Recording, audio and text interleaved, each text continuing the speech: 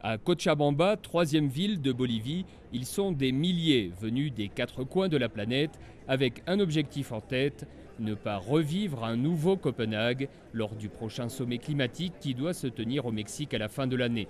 Pour cela, les victimes du réchauffement global ont décidé de se faire entendre.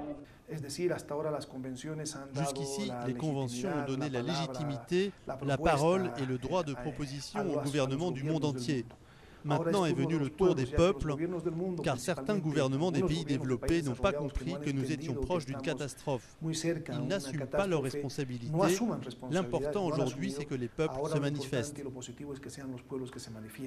Au menu des discussions, notamment un projet de déclaration universelle des droits de la terre-mer, la création d'un tribunal international de justice climatique ou encore la revalorisation des savoirs ancestraux des peuples indigènes.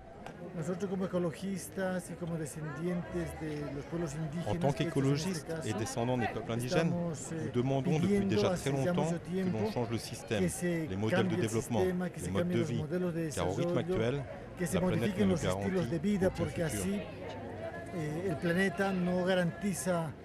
aucun futur.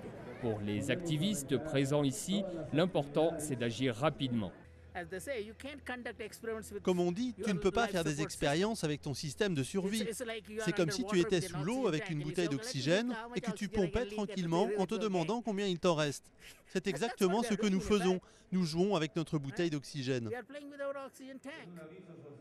À noter que côté gouvernement, seuls les alliés politiques d'Evo Morales, comme le président vénézuélien Hugo Chavez ou celui du Nicaragua Daniel Ortega, ont prévu d'assister à la conférence.